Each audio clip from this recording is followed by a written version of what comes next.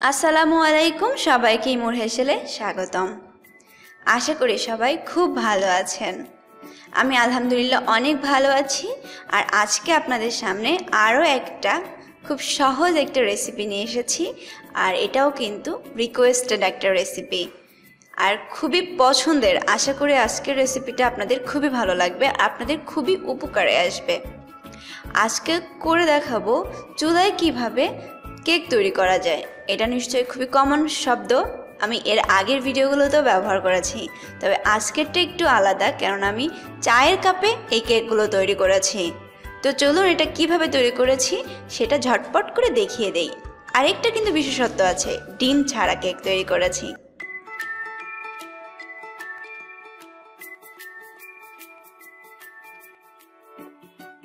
এই কাপকেকটা তৈরি করার জন্য আমি একটা বোল নিয়েছি আর বলে দিয়ে দিচ্ছি ঘরে তৈরি করা টক দই। আমি ডেসক্রিপশন বক্সে টক দইয়ের রেসিপির লিঙ্ক দিয়ে দিব, আপনারা সেখান থেকে দেখে নিতে পারবেন। এখানে আমি টোটাল 2 টেবিল চামচ পরিমাণ টক দই ব্যবহার করেছি। আর এই টক দইটা কিন্তু খুবই টেস্টি, মানে আপনারা যদি মুখে খেতে চান তাহলে মুখেও খেতে পারবেন, বা কোনো রেসিপিতে যদি অ্যাড করতে চান সেটাও করতে পারবেন। আর সেটার প্রমাণ হিসেবে কিন্তু আপনাদের আমি কেক তৈরি করে দেখাচ্ছি। আর আজকের যেহেতু কেকটা আমি ডিম ছাড়া তৈরি করব, তাই এখানে আমি এই টক দইটাকে একটু ব্লেন্ড করে নিয়েছি যেন স্মুথ পেস্ট তৈরি হয়। আর এই টক দইয়ের মধ্যে আমি দিয়ে দিলাম 1/3 কাপ পরিমাণ চিনি। আর চিনিটা কিন্তু আমি চায়ের কাপে মেপে দিয়েছি আর রেগুলার চিনি ব্যবহার করেছি। আপনারা যদি চান গুঁড়ো চিনিও ব্যবহার করতে পারেন। আর আমার কাছে হ্যান্ড বিটার ছিল, তাই আমি হ্যান্ড বিটার দিয়ে বিট করে নিচ্ছি। আর আপনাদের কাছে না থাকলে আপনারা চামচ বা হ্যান্ড হুইস্ক দিয়েও কিন্তু বিট করে নিতে পারেন। চিনিটা গলে গেলে বুঝতে পারবেন এটা বিট করা শেষ। এখন আমি এটার মধ্যে অ্যাড করে দিচ্ছি চায়ের কাপ দিয়ে মেপে 1/2 কাপ পরিমাণ রান্নার তেল। আপনাদের সুবিধার জন্যই কিন্তু আমি 4 কাপ দিয়ে মেপে করে দিচ্ছি। আর আপনাদের সুবিধায় কিন্তু আমাদের সব থেকে বেশি দায়িত্ব যে আপনাদের সুবিধা অনুযায়ী কিভাবে কাজ করা যায়। একটা হ্যান্ড হুইস্ক দিয়ে কিন্তু আমি খুব ভালোভাবে মিশিয়ে নিয়েছি। এখন এটার মধ্যে আমি গুঁড়ো উপকরণ ব্যবহার করব। আর এরকম একটা চালনির উপর দিয়ে দিলাম চায়ের কাপে মেপে 1 কাপ পরিমাণ ময়দা আর 2 টেবিল চামচ পরিমাণ কোকো পাউডার।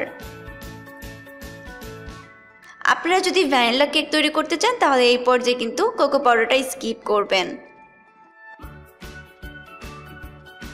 দিয়ে দিচ্ছি 1 চা চামচ পরিমাণ বেকিং পাউডার আর 1/2 চা চামচ পরিমাণ বেকিং সোডা। বেকিং সোডার পরিমাণটা কিন্তু একটু কম দিতে হবে। এখন এই উপকরণগুলোকে খুব ভালোভাবে চেলে নিতে হবে। অবশ্যই কিন্তু চালনি দিয়ে চেলে, আর যে দানা দানা অংশটা থাকবে সেটা কিন্তু ফেলে দিতে হবে। এখন এটাকে হ্যান্ড হুইস্ক দিয়ে মিশিয়ে নিতে হবে। এই পর্যায়ে কিন্তু ডোটা অনেকটা শক্ত মনে হবে, কেননা এটার মধ্যে ডিম ব্যবহার করা হয়নি। আর এটার মধ্যে এখন একটু হালকা করে মিশিয়ে আমি লিকুইড মিল্ক ব্যবহার করব। আর আমি এখানে 1/3 কাপ পরিমাণ লিকুইড মিল্ক নিয়েছি। আর তার মধ্যে অল্প অল্প করে দিয়ে আমি এই ব্যাটারের সাথে মিশিয়ে নিব।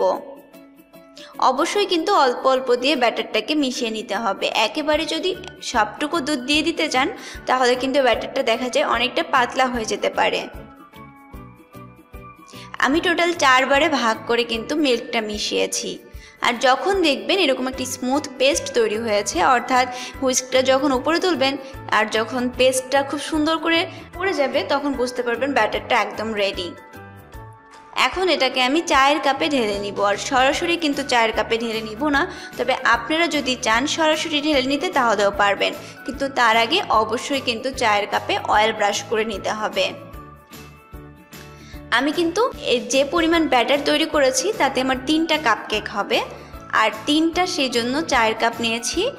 আর আমি চায়ের কাপে মেপে কিন্তু কাগজ কেটে রেখেছিলাম।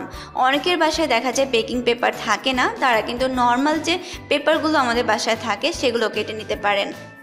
আর আপনারা যদি না চান পেপার ব্যবহার না করতে তাহলে নাও করতে পারেন, তবে সেই ক্ষেত্রে কিন্তু কেক হওয়ার পরে চায়ের কাপ থেকে তোলাটা একটু কষ্টকর হবে। বাট এরকম পেপার ব্যবহার করলে কিন্তু খুব সহজেই কেকটাকে উঠানো যাবে। এই পর্যায়ে কিন্তু কাগজগুলো ব্যবহার করা একটু কষ্টসাধ্য হলেও নর্মালভাবে দিয়ে দিলে কিন্তু ব্যাটারটা দেওয়ার পরে কাগজটা খুব সুন্দরভাবে সেট হয়ে যাবে।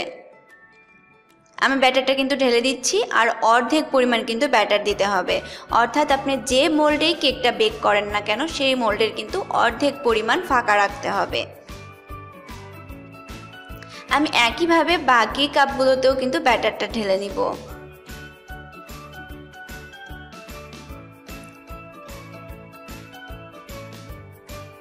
আর আমি যেহেতু চুলায় বেক করব, তাই চুলায় এরকম একটা ফ্রাই প্যান বসিয়ে সেটাকে আমি 10 মিনিটের জন্য প্রিহিট করে নিয়েছি।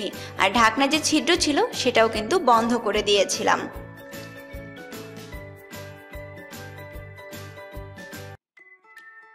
এখন এই প্যানের উপর এরকম একটা স্ট্যান্ড বসিয়ে দিচ্ছি। আর অবশ্যই কিন্তু আপনারা চেষ্টা করবেন স্ট্যান্ড বসানোর। যদি স্ট্যান্ড না থাকে তাহলে ছোট কোনো বাটি বসাতে পারেন। আর চায়ের কাপটা যেহেতু বসাবো সেই জন্য এরকম একটা প্লেট নিয়েছি। আপনাদের কাছে যদি ছোট কোনো প্লেট থাকে বা বাটি থাকে সেটাও কিন্তু বসিয়ে দিতে পারবেন। এখন চায়ের কাপগুলোকে খুব সাবধানতার সাথে এই প্লেটের উপর বসিয়ে দিচ্ছি।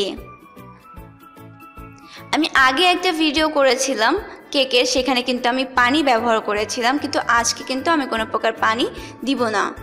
আর এই কাপ কেকটার মধ্যে কিন্তু আমি একটু কিশমিশ অ্যাড করব, তাই কিশমিশটা দিয়ে একটু হালকা করে নেড়ে দিলেই হবে।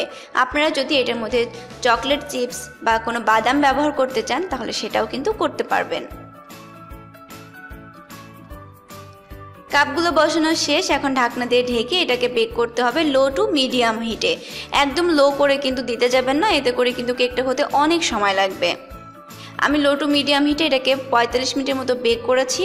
আর এই পর্যায়ে একটু চেক করে দেখে নিচ্ছি কেকটা হয়েছে কিনা। অবশ্যই আপনারা চেষ্টা করবেন 45 মিনিট পরে একটু চেক করে দেখার। যদি দেখেন কেকটা হয়নি তাহলে আরও 5 থেকে 10 মিনিট কিন্তু বেক করলে একদম সুন্দর করে কেকটা হয়ে যাবে। আমার কেকটা কিন্তু একদম পারফেক্টভাবে হয়ে গেছে, কেননা এই যে আমি স্টিকটা কেকের মধ্যে দিচ্ছি সেটা কিন্তু একদম ক্লিন বের হচ্ছে। যখনই বুঝবেন এরকম ক্লিন বের হচ্ছে তখনই কিন্তু কেকটা হয়ে গেছে। এখন এটাকে আমি একটু ঠান্ডা হলে চুলা থেকে নামিয়ে নিব। আর কেকটা কিন্তু ফুলে দ্বিগুণের থেকেও বেশি হয়ে গেছে।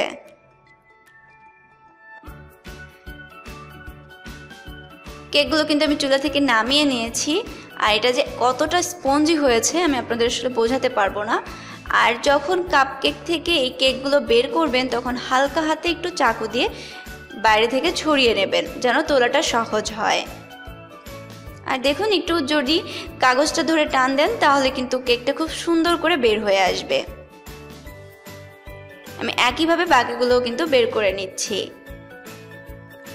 কেকটা কিন্তু খুবই সুন্দর হয়েছে আর এতটা সফট হয়েছে আপনাদের বোঝাতে পারছি না। আপনারা অবশ্যই বাসায় ট্রাই করবেন, আশা করি আপনাদের কেকগুলো খুবই সুন্দর হবে। আর আমি চেষ্টা করেছি একদমই ঝামেলা ছাড়া কিভাবে কেক তৈরি করা যায় সেটার। অনেকেই দেখা যায় বাচ্চারা কেক খেতে চায়, দেখা যায় সবসময় কেক তৈরি করাটা ঝামেলার মনে হয়, বাট আমি যেভাবে তৈরি করেছি এভাবে যদি তৈরি করেন তাহলে কিন্তু একদমই ঝামেলা ছাড়া কেক তৈরি করে ফেলতে পারবেন। আর কেকটাও কিন্তু হবে খুবই সুন্দর। আর আজকের কেকটা কিন্তু আমি ডিম ছাড়া তৈরি করেছি, আর তাই কোনো প্রকার ভ্যানিলা এসেন্স ব্যবহার করিনি। তবে আপনারা যদি ফ্লেভার চান তাহলে সেই ক্ষেত্রে ভ্যানিলা এসেন্স বা চকলেট এসেন্স কিন্তু ব্যবহার করতে পারেন। আপনারা নিশ্চয়ই দেখেই বুঝতে পারছেন কেকটা কতটা সুন্দর হয়েছে, কতটা স্পঞ্জি হয়েছে। আমি আপনাদের ভেতর থেকে দেখিয়ে দিব যে আসলে কেমন হয়েছে ভেতরের অংশটা। এই কেকটাতে আমি কিশমিশ ব্যবহার করেছিলাম, দেখুন কিশমিশগুলো কিন্তু খুব সুন্দরভাবে বেক হয়েছে। আর ভেতরের অংশটা দেখুন কতটা ফ্লাফি হয়েছে, কোনো অংশ কিন্তু একদমই ফোলা বাদ নেই, অর্থাৎ পুরোটা অংশ কিন্তু ফুলে একদম দ্বিগুণ হয়ে গেছে। আর খেতেও কিন্তু ভীষণ মজার। আশা করি আজকের ভিডিওটা আপনাদের অনেক উপকারে এসেছে। যদি উপকারে এসে থাকে তাহলে অবশ্যই আমার ভিডিওতে একটা লাইক বাটন প্রেস করবেন। আর আমার চ্যানেলটি যদি সাবস্ক্রাইব না করে থাকেন তাহলে অবশ্যই আমার চ্যানেলটি সাবস্ক্রাইব করবেন, আর পাশে থাকা বেল আইকন বাটন কিন্তু অবশ্যই প্রেস করবেন। আজ এই পর্যন্তই, আবার দেখা হবে নতুন কোনো ভিডিও নিয়ে। সেই পর্যন্ত সবাই খুব ভালো থাকবেন। আল্লাহ হাফেজ।